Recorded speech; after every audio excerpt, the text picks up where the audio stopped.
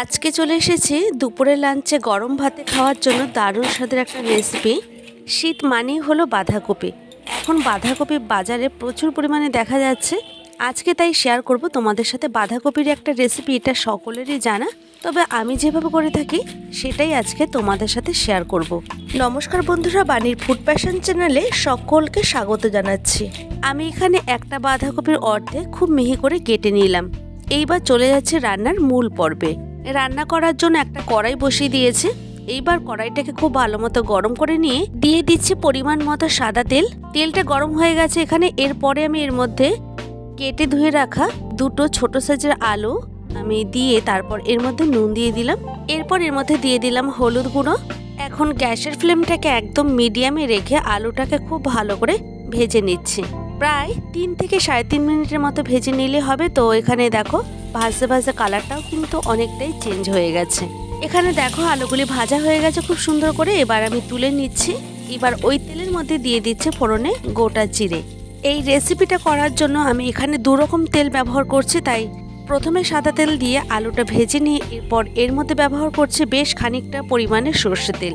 তেলটা এখানে খুব ভালো মতো গরম হয়ে যাওয়ার পর দিয়ে দিচ্ছি 1.5 খানার মতো পেঁয়াজ। পেঁয়াজগুলিকে একটু মিহি করে কেটে তারপর তেলের মধ্যে এইভাবে একটু ভালো করে ভেজে নেব। 2 থেকে 3 মিনিটের মতো গ্যাসের ফ্লেমটাকে একদম লোতে রেখে পেঁয়াজগুলিকে ভেজে নিয়ে দিয়ে দিচ্ছি এর মধ্যে আদা আর কাঁচা লঙ্কার পেস্ট। সবকটা কিন্তু শিলনোড়ায় ভালো করে বেটে নিয়েছি। এরপর এর মধ্যে দিয়ে দিচ্ছি টমেটো কুচি। হলুদ গুঁড়ো দেওয়ার পর দিয়ে দিলাম কাশ্মীরি রেড চিলি পাউডার কালারের জন্য। 1 চামচ দিয়ে দিচ্ছি এখানে ভাজা জিরে আর ধনের গুঁড়ো আর 1/2 টিস্পুন শুধু জিরের গুঁড়ো। এরপর টেস্ট অনুযায়ী নুন দিয়ে দিলাম। এখন এই সমস্ত উপকরণগুলিকে খুব ভালো করে গ্যাসের ফ্লেমটাকে একটু লোতে রেখে মশলাটাকে কষিয়ে নিচ্ছি। এখন মশলাটাকে প্রায় 3 থেকে 3.5 মিনিটের মতো কষিয়ে নিচ্ছি। আর কষাতে কষাতে দেখো তেলটা কিন্তু সেপারেট হয়ে গেছে। এখানে যে টমেটোটা দিয়েছিলাম সেটাও কিন্তু অনেকটাই সফট হয়ে গেছে। এরপর এর মধ্যে দিয়ে দিচ্ছি কেটে ধুয়ে রাখা সেই বাঁধাকপিগুলিকে। গ্যাসের ফ্লেমটাকে একটু হাইতে দিয়ে বাঁধাকপিটাকে এইভাবে মশলার মধ্যে মিশিয়ে নিচ্ছি।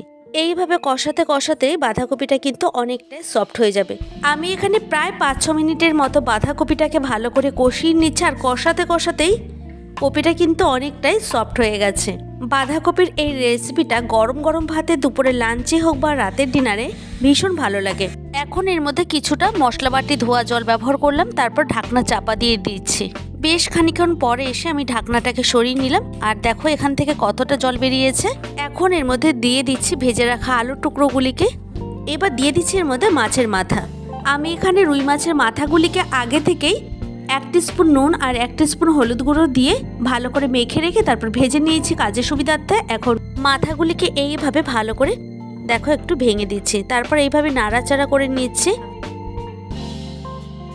দেখতেই পাচ্ছ এখানে যে জলটা আছে সেই জলের মধ্যে কিন্তু আমি বাঁধাকপিটাকে সেদ্ধ করে নেব। তাই একটা ঢাকনা চাপা দিয়ে দিলাম। 5-6 মিনিট পরে এসে ঢাকনাটাকে সরিয়ে নিয়ে আবার একটু ভালো করে নাড়াচাড়া করে নিচ্ছি।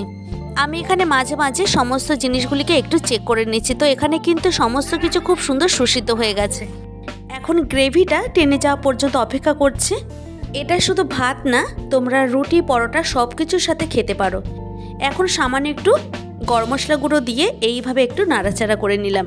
এখানে বাঁধাকপি থেকে যে জলটা বেরিয়েছিল সেটাও টেনে গেছে। আর আলুগুলিকে একটু এইভাবে ভেঙে দিলাম। এখানে বাঁধাকপিটা দেখো খুব মাখো মাখো হয়ে গেছে। এই পর্যায়ে এসে আমি এর মধ্যে দিয়ে দিচ্ছি কিছুটা পরিমাণে ধনেপাতা কুচি। ধনেপাতাটা এখানে পুরোটাই অপশনাল, চাইলে দিতেও পারো, না হলে নাও দিতে পারো। তো ধনেপাতাটাকে এইভাবে ভালো করে মিশিয়ে নেওয়ার পর একটা সার্ভিং প্লেটে সার্ভ করে নিচ্ছি। তৈরি হয়ে গেল দারুণ স্বাদের একটা রেসিপি।